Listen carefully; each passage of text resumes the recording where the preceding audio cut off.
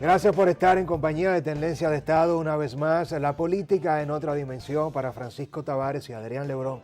Es un enorme privilegio contar ese capítulo de la historia que luego de toda una semana de agitados cambios y de revolucionarios, y protagónicos incidentes en términos de lo que se vive en este siglo XXI, nosotros logremos analizar la política desde un punto de vista diferente, desde una dimensión mucho más holística, y para ello hemos concebido a Tendencias de Estado. Adrián Lebrón, te doy la bienvenida. Qué gran gusto, querido amigo y hermano. Bueno, que me siento muy bien de volver a reencontrarme contigo, pero por demás, de reencontrarme con todos los tendenciados y tendenciadas que hacen este gran compromiso con nosotros aquí en Tendencia de Estado, y le prometemos que hoy el programa será inolvidable. Bueno, totalmente. Nosotros tenemos el compromiso de analizar cuáles son los temas locales que tienen incidencia global y sobre todo cómo la agenda global determina nuestro día a día en lo local. Y para ello hemos invitado a un joven intelectual, académico, con una formación de lujo, Iván Gatón. Con Iván vamos a conversar sobre diferentes tópicos de interés que han estado copando la agenda comunicacional en términos planetarios. Quiero recordarles que estamos también en radio todos los días de lunes a viernes a las 8 de la mañana, nuestro nuevo horario, Tendencias 2.0 en estudio 88. Síguenos. En este momento entra @TV Tendencias y conversa, interactúa con nosotros, nuestra página web www.tendenciasrd.com y nuestro canal de YouTube, Grupo Tendencias RD. Marcamos una primera pausa y de inmediato conversamos con Iván Gatón.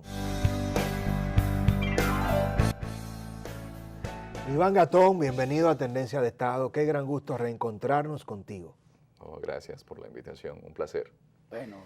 Bueno, hoy con Iván vamos a empezar a hablar de temas que, como bien señalaba Francisco, temas que de pronto internacionales, pero que tienen un impacto en la República Dominicana. ¿Y qué otro tema que ha incidido más, por ejemplo, en el año 2015, que es el tema de la OEA? Y sobre esta organización, Iván ha fijado posiciones muy firmes, y dice Iván, y tomamos un fragmento de parte de su señalamiento, que la OEA en 60 años, esta organización ha tenido una conducta errática, discontinua, contradictoria sobre la democracia, Iván.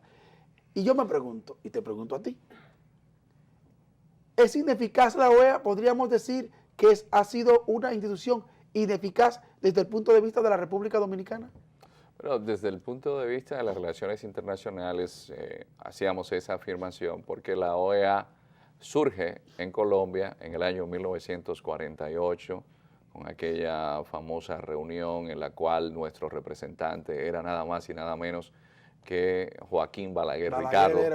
Y coincidencialmente ocurrió el Bogotazo, el asesinato a Jorge Eliezer Gaitán.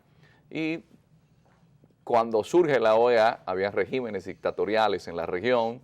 De hecho, la OEA, por eso la conducta un poco errática, porque en el momento en el cual se propone ante la OEA que se tome en consideración el atentado que el 20 de junio del año 1959 había cometido Trujillo en contra de Rómulo Betancourt. Sí, en Venezuela. En Venezuela, la OEA un poco zigzaguea porque siempre la OEA tuvo una gran influencia de Estados Unidos. Claro, claro. Entonces, allí Betancourt presenta lo que se conoce como digamos, el prolegómeno o la primera zapata de lo que conocemos como Carta Democrática hoy.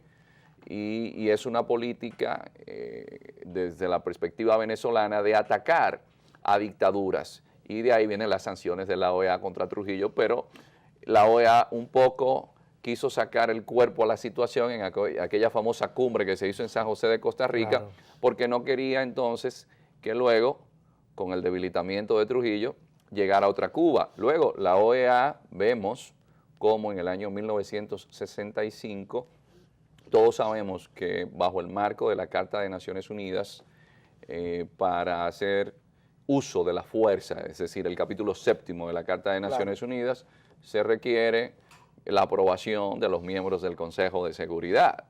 Y en este caso, lo que sucedió fue que se pasó por encima al Consejo de Seguridad y se creó una fuerza interamericana La OEA de paz. validó eso, sí. Es decir, pero luego, y es algo que en mi tema de investigación para obtener el título de Diplomado de Estudios Avanzados en la Universidad Complutense de Madrid, me doy cuenta de que en ese ir y venir de la OEA llega un momento en el cual hay que hacer uso de la fuerza en Haití y enviar una fuerza militar, y me reúno incluso con el presidente Aristide para hacerle notar cómo cambian todos los elementos en las relaciones internacionales cuando hay un interés político. En el año 1965 se alegó que la OEA había solicitado que se trajera una fuerza interamericana de paz y que no se necesitaba aprobación del Consejo de Seguridad, porque los rusos se opusieron. Francia, la Francia golista, se opuso a la invasión a Santo Domingo, pero cuando para reponer a Aristide hay que enviar soldados, el caso tuvo que ir al Consejo de Seguridad. Entonces estamos hablando, Iván Gatón, estamos hablando de intereses creados, estamos hablando de que la Organización de Estados Americanos no ha sido diferente a todo lo que se conoce en la geopolítica planetaria, de que la agenda de lo que determina la implementación de un principio, como el principio democrático, estudiado de una manera brillante por ti, cambia y se vuelve difuso en función de cuál pueda ser el impacto de los actores cuando deben implementar la democracia como principio pleno. Entonces, hay una OEA que nace secuestrada presupuestariamente, hay una OEA que nace para manipular las agendas de estados que tienen puntos comunes, pero intereses encontrados, y todo esto al final termina haciendo que la OEA sea una gran institución natimuerta desde su nacimiento. No, yo no podría decir que natimuerta, pero ubicándonos dentro de los contextos, podemos decir, por ejemplo, la OEA surge, pero tiene de base lo que es el Tratado Interamericano de Asistencia Recíproca, TIAR. Pero cuando llega la Guerra de las Malvinas, no se activó. El TIAR no se activa, porque se activa la OTAN, porque el gobierno de Ronald Reagan en ese momento, a pesar... decidió apoyar a los ingleses. Pero a pesar de que los militares de Viñones y los militares que habían sido de Videla, sí, sí, claro, y Galtieri, eran los que estaban entrenando a los contras en Honduras, razón por la cual ellos también eran sus aliados entonces. Dijeron, no, pero en una situación con Reino Unido vamos a tener el apoyo de Estados Unidos, pero no. Obviaron la historia ahí. Entonces ahí dijeron, OEA no, TIAR no, aquí nos vamos por la OTAN. Y es lo que usted decía, son los intereses geopolíticos. Los estados son vistos desde la perspectiva geopolítica como seres vivos. De ahí que Hauptschoffer hablaba del Lebensraum, sí, y que la lucha por el espacio vital era una lucha a muerte. Y la geopolítica no es más que esa relación íntima que se da entre la política y en los espacios geográficos. Y en los espacios geográficos hay materias primas, hay intereses que proteger, y entonces casi siempre las organizaciones de una manera u otra, dependiendo el curso de la historia que los haya encontrado, porque en aquel momento hay que reconocer, estábamos en un contexto de Guerra Fría. Claro. Y hay un elemento que mucha gente, como son muchos asuntos dispersos, a veces quieren involucrar solamente un hecho y no ven pequeños detalles. Y en el caso de la invasión a Santo Domingo, y no es para justificarla, nunca, claro, sucedía algo en la comunidad de inteligencia internacional.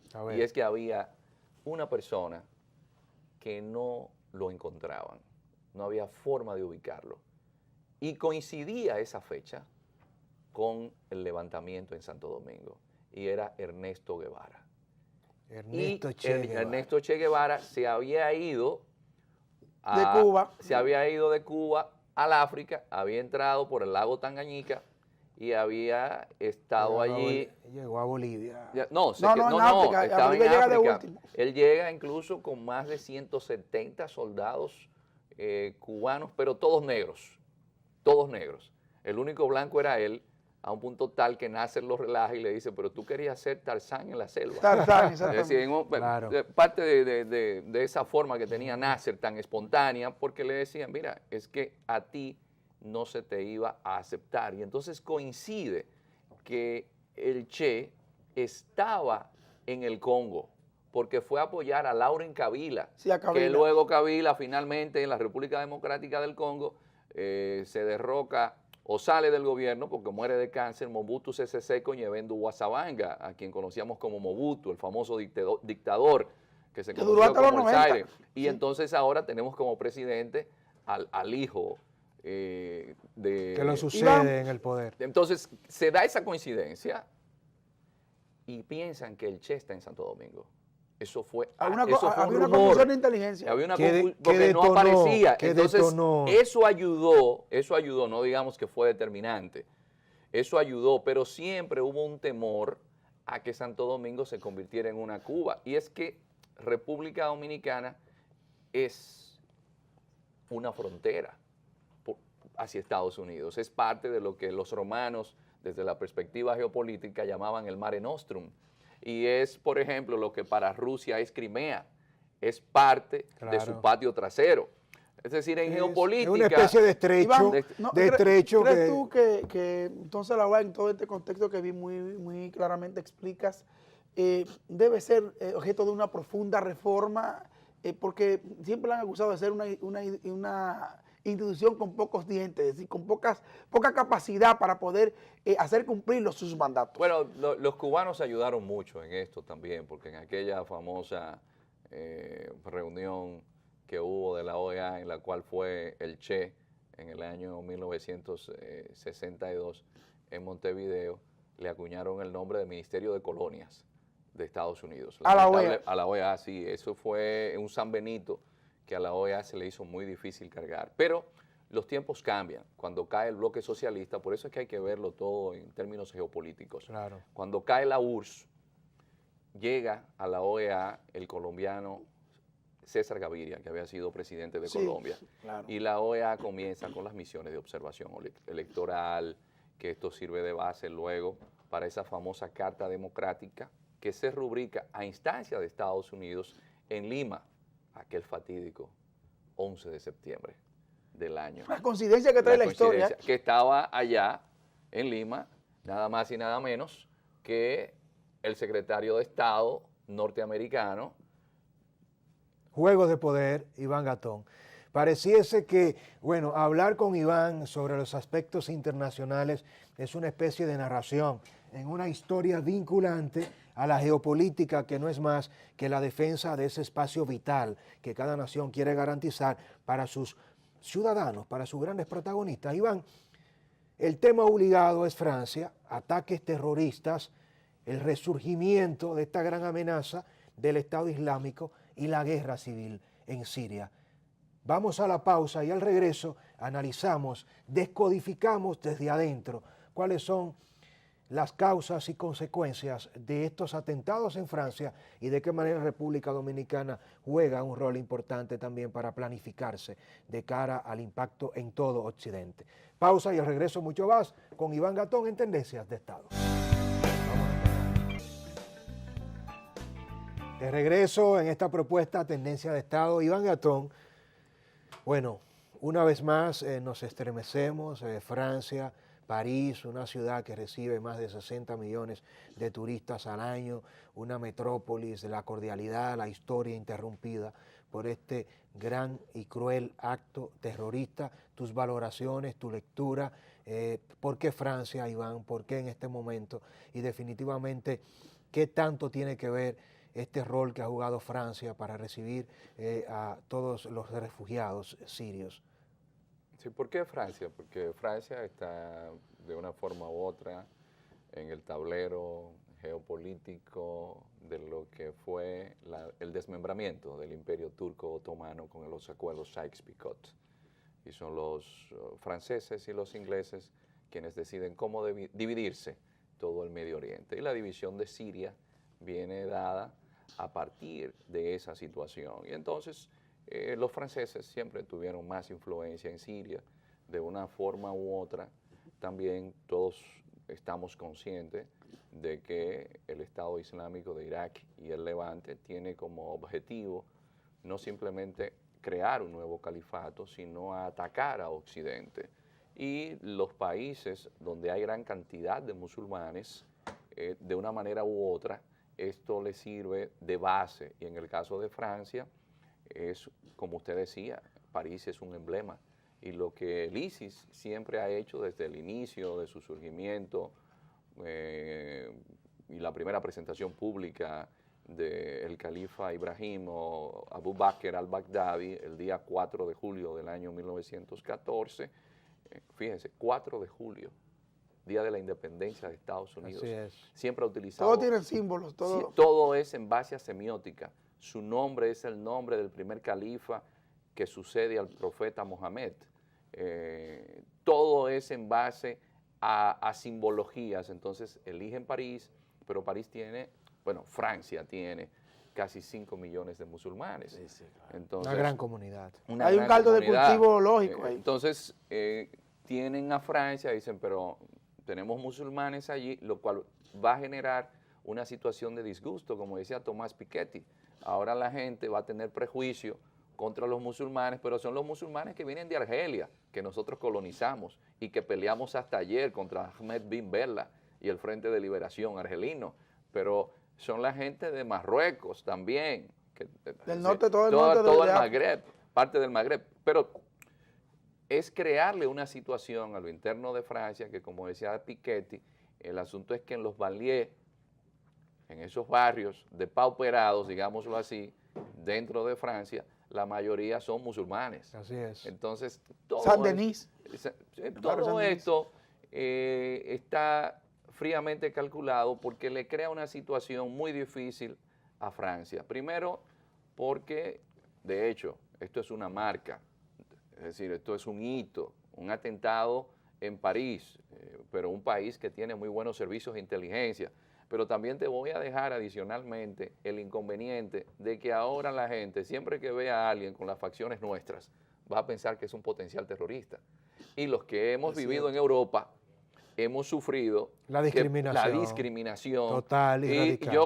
Yo la he vivido, la he sufrido, Iván, y me apena. Y tengo que elevar, Adrián, la superioridad del espíritu para no...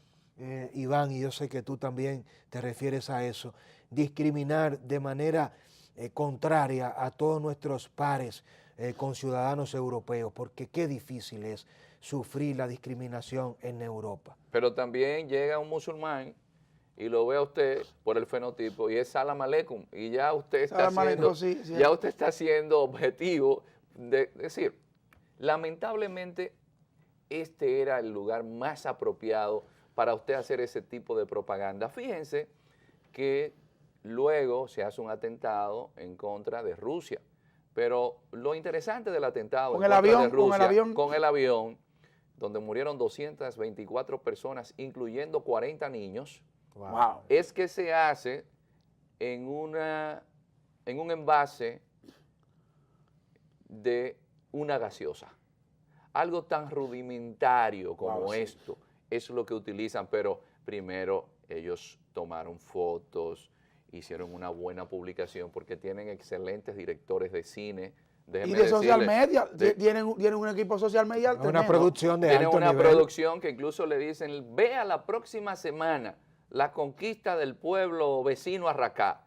Y entonces ya los musulmanes fundamentalistas están esperando a ver esa presentación. Y cuando ustedes han visto esa forma atroz medieval de cortarle la cabeza a alguien. La decapitación. O quemarlo. O de quemar a un piloto jordano. Sí.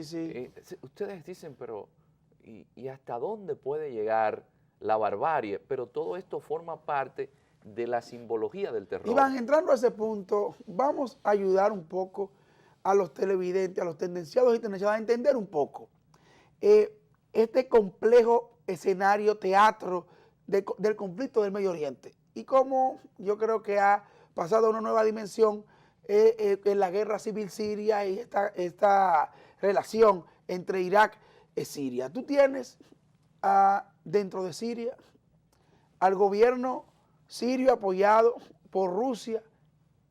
Tienes a la oposición siria, al Por ejército. Rusia, perdón, y el pivote geoestratégico de la zona que es Irán. Irán, Rusia e Irán. Pero tienes al ejército libre sirio apoyado por Francia, Estados Unidos e Inglaterra. Tienes al frente al-Nusra que está en contra del gobierno sirio, pero en contra también de los rebeldes. Tienes en contra también de los propios rebeldes, que son el grupo moderado al que Estados Unidos ha apoyado, con armamentos y equipamientos que muchas veces han terminado entonces en manos de los sectores más extremistas que son ISIS. Pero tiene a un actor regional como Arabia Saudita, entonces que en un primer momento financió a los rebeldes y a los grupos que adversaban a Bashar el-Assad. ¿Cómo entender a la luz incluso de este evento, del derribo de un avión, un caza ruso por parte de un avión de combate turco? ¿Cómo se complejiza? ¿Cómo entender los televidentes lo que está pasando en el Medio Oriente y en el conflicto sirio de manera muy particular? Comencemos por el avión, por lo último, porque el capítulo 4 del acuerdo de la Organización del Tratado Atlántico Norte, OTAN, establece que si a uno de sus miembros se les ataca, inmediatamente la coalición completa entra. Y aquí incluiría Estados Unidos. Sí, claro. Es decir, que si Putin se atreve a devolver Rusia, el fuego, vamos a decir así, a Turquía, inmediatamente se disparan las alarmas. ataca a Francia, Inglaterra, Alemania y Estados Unidos. Una crisis mayor. Entonces, no, ahí estaríamos, sí, realmente, En una no guerra. en una tercera guerra mundial a retazos como la que vivimos, como dice su santidad del Papa Francisco, sino en una tercera guerra mundial Cierta, ya sí. in situ. Entre potencias de Entre verdad. potencias. Es decir, que es más peligroso esto del avión de lo que se podría pensar. Claro que sí. Pero también lo del avión trajo algo, y es que los rusos, para proteger a sus aviones que vuelan sobre cielo sirio, con permiso del gobierno sirio, Sí, claro. han puesto el más adelantado sistema Es antimisiles cierto. que existe en el planeta. Es decir, que ningún otro país del mundo, ninguna potencia lo tiene. Y de ahora en adelante, el cielo sirio va a estar siendo manejado por los rusos. Lo que quiere decir ¿Cuál que es? los aviones de la coalición occidental van a tener que volar con mucho cuidado. Por eso, François Hollande, que estaba en Moscú, visitó a Putin, porque siempre lo hemos dicho, el problema en Siria hay que resolverlo vía Moscú, porque Moscú tiene una base militar El ataque así. en Tartus, específicamente Tartus, sí. en la zona de Latakia, pero también no solamente es que los rusos como rusos, sino que los rusos y los chinos están aliados. Y ahora los chinos agregan el portaaviones Liaoning con 1,000 soldados en la base de Tartus. ¿Por qué entra China? Porque China que Porque aquí- siempre ha tenido una política de alejamiento de los conflictos Eso es lo que globales. se llama en la diplomacia china, que le estableció Deng Xiaoping, la diplomacia del Wei Chuao. Y es, usted va en la ola, pero no la encabeza. Ok. Sí, porque China tiene que manejarse siempre sin dejar de tomar en consideración sus antecedentes filosóficos y esa cosmovisión De la no- taoísta, de la taoísta, sí, sí, taoísta, sí. esa cosmovisión taoísta. Entonces, ¿por qué se complejiza la situación en Siria? Porque no se tomaron en cuenta todos los elementos que usted planteaba. Usted tiene al frente al-Nusra, pero el frente al-Nusra no se convalida con los turcomanos, pero Claro no que se no. convalida con los kurdos. No se toman en cuenta las grandes diferencias que existen étnicas en la zona, pero sobre todo hay un elemento fundamental para que todo se complejizara y fue, digamos, la ingenuidad estratégica de derrocar a Saddam Hussein sin tomar en consideración Es cierto. cómo se iba a manejar Irak, porque hablamos de Siria, pero ¿Cómo la iba base... a desencadenar todo este tipo de sucesos que hasta hoy no han parado, Iván Gatón, y que nos arrastran a todos De eso nosotros? acusan a Estados Unidos precisamente. Evidentemente. Iván, vamos a marcar una pausa. Al regreso, quiero que a propósito de estos temas, hablemos un poco sobre la guerra civil de Siria, de las primaveras árabes en el año 2011 y cómo estamos celebrando, Adrián Lebrón, 5 años ya de esta guerra civil en Siria, con más de 220.000 personas muertas. Y esto es un genocidio que no para, y contando, y contando. comerciales y al regreso Iván Gatón, especialista dominicano de los nuestros, uno de los dominicanos con mayor conocimiento de este tema internacional. Y por qué no decirlo, Iván está en la capacidad de jugar como los mejores en estos temas de la diplomacia y de lo internacional, incluyendo los conflictos de Medio Oriente y mucho más. Comerciales a regreso, no se muevan de allí, esto se calienta en Tendencia de Estado. Iván, vamos entonces. Gracias por continuar con nosotros, Iván.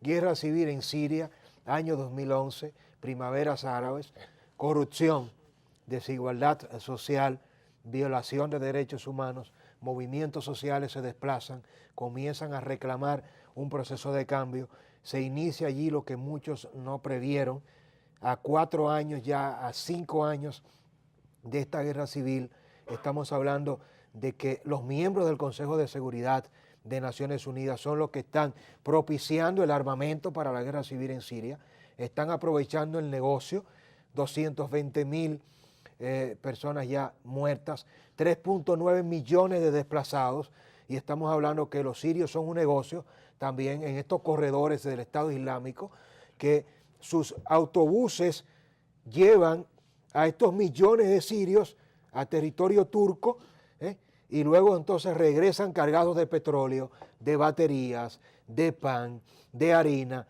y el Estado Islámico se está financiando ahora de esta guerra civil siria y está propiciando todo lo que este nuevo terrorismo está generando para todo el planeta. ¿Cómo lees tú todo este entramado, Iván Gatón? Sí, lo interesante es seguir la misma línea anterior. Al derrocamiento de Saddam, lo que provoca es que los grupos sunitas se queden marginados, claro, porque al llegar la democracia, ¿quiénes van a ganar? Los chiítas dominaron el gobierno. Los chiítas, que habían estado siempre marginados del poder, ¿qué hacen? Bueno, buscan a su principal aliado. ¿Y cuál es su principal aliado? Es Irán. Entonces ya deja Estados Unidos y Occidente de tener la gran influencia que sí tenían en Irak, porque Irán viene a tener más fuerza, pero Irán tiene fuerza también en el Líbano con Hezbollah. Y entonces Irán, en Siria igualmente. Y entonces tiene influencia en Siria. Entonces, al ser un grupo sunita que se expande con el terrorismo, es decir, el ISIS tiene como base a ese grupo que formara Musa al-Zarqawi. Sí, que fue matado en un bombardeo. Así. Entonces, este grupo luego queda un poco menguado, pero al llegar la crisis siria, que se comienzan a financiar a grupos anti-Bashar al-Assad, fueron recibiendo buenos ingresos. Uno de ellos mayormente era al-Nusra, una especie de sucursal de Al-Qaeda, pero quieren mandarle líneas al ISIS, pero ya el ISIS ha recibido suficientes ingresos, suficientes beneficios, y la pregunta viene luego que el ISIS se convierte en un estado con los generales de Saddam, porque la estructura del ejército militar iraquí sunita, del ejército iraquí, que su élite era sunita, claro. Lo mismo sucede en Siria. En Siria los alawíes de Bashar al-Assad son apenas el 12% de la población, son menos, pero los militares son todos alawitas. Claro. Entonces, esta situación que se genera en la guerra civil, lo que hace es preguntarse, ¿y si ustedes derrocan a Bashar al-Assad, ¿a quién van a poner el poder? Control? ¿Y qué va a suceder con ese 12% de los alawitas? Entonces Bashar al-Assad dice, esto es o la extinción de los alawitas o la servidumbre, una de dos. Entonces no tienen otra opción que pelear. Iván, y ya Hafez al-Assad, aquel famoso coronel padre de Bashar al-Assad, le había dicho, arregla bien tu situación con los rusos, porque los rusos van a hacer el apoyo tuyo ante cualquier situación que se dé eventualmente en el futuro. Entonces, esas primaveras árabes que se iniciaron para hablar de democracia, reivindicación de derechos humanos, todo eso está muy bien. Ahora, usted no puede hacer eso de golpe, hay que tener una estrategia, porque son sociedades donde las tribus, mire, hay una característica fundamental en los pueblos de esta zona del mundo, y es que mantienen una estructura de allá, del medioevo, es decir, son estructuras tribales. Entonces, en estructuras tribales, ¿cómo usted lleva la democracia? Además, Si usted Es decir, lleva la democracia... no se puede exportar un modelo, no se puede exportar un modelo y pretender que va a ser acogido y asimilado a algo que claramente pasó en Irak. Pero hay información de inteligencia, informes de inteligencia entendidos que dicen que toda la estructura del Estado Islámico estuvo presa en cárceles norteamericanas. Estuvieron presos gran parte de ellos en Irak, sí. Y que de pronto ahí es que se encuentra el extremismo iraquí con esa parte estratégica militar del ejército iraquí desplazado del poder. Entonces se dan esa convergencia de intereses comunes que ven a Estados Unidos y al gobierno que emergió de eso como el enemigo a quien había que derrotar. Porque aquí pensábamos que estábamos en la época de la Guerra Fría, donde todo se calculaba en base a si usted era de izquierda o era de derecha, y el problema de esa guerra civil que viven los musulmanes desde el año 630 con la muerte del profeta entre chiitas y sunitas, ese es un problema que no se ha resuelto todavía. De Ali. Y entonces, por eso, el asesinato de Ali, de los jarilíes, y el asesinato de Hussein, su hijo, de donde viene la Ashura, que ustedes ven cómo ellos se flagelan. Entonces, ese chiismo dice, no, pero aquí en este espacio yo voy a pelear. Y de ahí viene que parte de ese ejército que ha estado apoyando a los iraquíes, cuyas tropas tuvieron que replegarse cuando el califato llega a Mosul, tuvo que venir de los Pasdarán de Irán, y Estados Unidos e Irán tuvieron que sentarse a negociar. Pero ¿cuál es el gran aliado de Estados Unidos?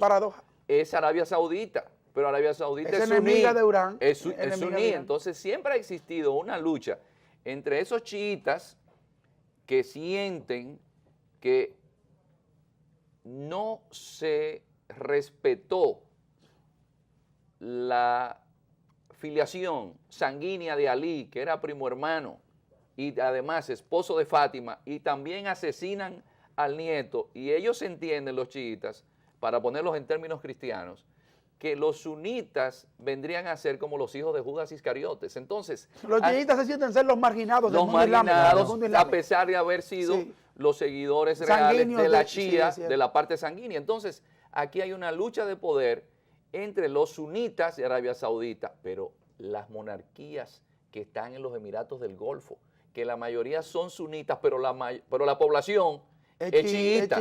Entonces, usted abrir esta caja de Pandora con las primaveras árabes, porque en Bahrein sucedió esto. En Bahrein la gente se lanzó a la calle. Sí, pero el reino lo reprimió. Pero Arabia Saudita invade Bahrein y dice, no, aquí no puede haber primaveras árabes.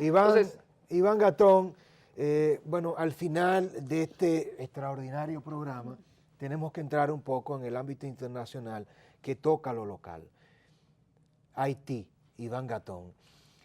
¿Cuál es la lectura que tienes tú del rol que están jugando las organizaciones sin fines de lucro internacionales de cara a la migración haitiana? ¿Hay una vinculación, hay una agenda real en términos estratégicos, geopolíticos, para que Haití sea desplazado de manera natural con la migración recurrente de los haitianos hacia República Dominicana? Yo no manejo informaciones de que existan ONGs que yo pueda validar, confirmar. Ahora, en una clase de geopolítica, a los alumnos, yo lo que les puedo decir, fíjense que en la geopolítica siempre es importante la demografía. Claro, entonces, fundamental. Hay un asunto de demografía en la isla.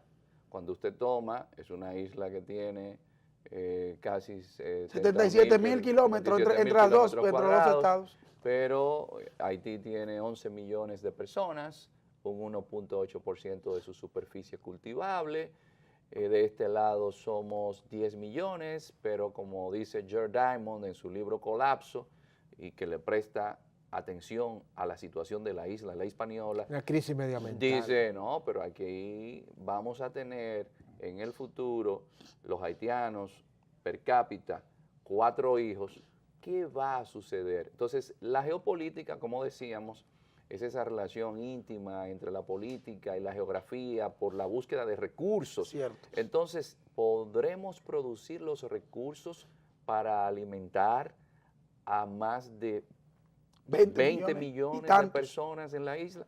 Entonces, más allá de las ONGs, como refería su santidad el Papa Juan Pablo II, la pobreza no ayuda mucho en los desafíos que tenemos en la actualidad. Entonces, usted no ve creación de empleos. ¿Y cómo en el hacer, lado Tiene una salida y cómo ahí. hacer que coexista la democracia, la autodeterminación de dos naciones que comparten un mismo territorio, una que mal administró sus recursos, que agotó toda la facultad de poder producir alimentos, que tiene una condición de pobreza extrema donde el promedio de sus habitantes apenas sobrevive con $2 diarios como ingreso, y otra que ha hecho sus tareas más o menos bien, con muchas asignaturas pendientes, pero que está muy por encima. Tendremos los dominicanos ahora que sacrificar nuestra estabilidad, renunciar a nuestra autodeterminación en cuanto al territorio para compartir los recursos que no nos alcanzan a nosotros con los haitianos.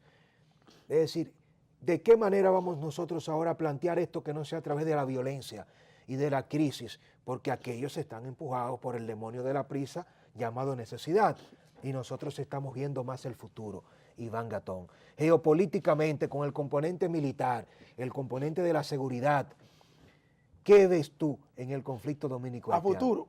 A futuro nosotros estamos obligados a buscar las mejores salidas que ayuden a la isla a salir adelante, donde la principal urgencia, no solamente de Haití y de la República Dominicana, sino de los países desarrollados, es el cambio climático y la situación de pobreza, donde 4.000 millones de personas en el planeta Tierra viven con $2 diarios y donde diariamente mueren más de 25.000 de hambre. Es decir, el desafío es muy serio a nivel mundial. ¿Pero crees tú que algún cambio, por ejemplo, de los actores de peso geopolíticos que inciden en Haití pudiese incidir en que Haití dé un salto? Porque pareciera que estamos como en un punto muerto. Sí, ese estado está en una especie de punto muerto. Sí, de ahí la importancia de destacar que la catástrofe haitiana tiene que obligatoriamente hacer metástasis en República Dominicana. Es decir, eso es grave. Es una, repite esto, Iván Gatón, la metástasis haitiana. que la desgracia haitiana obligatoriamente tiene da un impacto metástasis de este lado, en sí. República Dominicana. Sí, claro. De ahí la importancia de tomar el tema sin ultranacionalismo, sino con la debida seriedad, Sí, claro. y ver que en el largo plazo lo que hay que buscar son mejores salidas de fuentes de creación de empleos en Haití, porque la gente, mientras no tenga empleo allá, va a buscar se va a ver obligada a emigrar, como emigra el dominicano fuera de nuestro Iván país. Gatón, obligado también a aprovechar tu sapiencia, tu conocimiento, para conocer tu opinión, Adrián, sobre las declaraciones del embajador de Estados Unidos de Norteamérica en días pasados sobre este tema de la corrupción, este tema de la violación de derechos humanos, muchas críticas, sectores opuestos a que el embajador se ha excedido, a que está extralimitando sus funciones, pero que otros dicen que sí, que tiene derecho, que el embajador no ha dicho nada que nosotros no sepamos. Realmente podemos estar a la puerta de un conflicto diplomático político a raíz de estas posiciones tan radicales del embajador. No, yo creo que todos en el mundo, si lo vemos de una perspectiva global, llamamos a que se tome cuenta sobre la corrupción que permite a los 5 principales grupos mafiosos del planeta, entiéndase, yakuza japonesa, triadas chinas, carteles colombianos, Sí. mafia estadounidense, las mafias italianas, manejarle a usted más de 400.000 millones de dólares al año. Y esa corrupción que permite que el negocio de las drogas sea uno de los negocios más pingües que existen en el planeta. Esa corrupción es con una connivencia y que política. usted tenga 800.000 millones de dólares, que es el mayor negocio del planeta, que es el negocio de las armas, y que se solapa entonces con la principal urgencia que tiene el planeta ahora mismo, que es el terrorismo. Todo dicho, Bueno, Iván señores, Gatón. ha dicho suficiente, prácticamente de todo, señores, terrorismo, el tema haitiano, que siempre es un tema de importancia en la República Dominicana, y esperaremos a Iván Gatón que vuelva y nos visite en Tendencia de Estado. A todos ustedes, gracias por estar en compañía. Recuerden seguirnos en Estudio 88 todos los lunes de lunes a viernes, 8 de la mañana, Estudio 88, Tendencias 2.0, Adrián Lebrón y un servidor, Francisco Tavares, junto a Fernando González en la producción y conducción de una revista de negocios que analiza lo político y que llega a este plato fuerte que es Tendencia de Estado, con la comparecencia de actores claves de Estado como Iván Gatón. Iván, muchas gracias por estar en compañía de este gran equipo y de esta familia que te sigue. Gracias. A todos ustedes, bendecido resto del fin de semana. Será hasta una próxima entrega.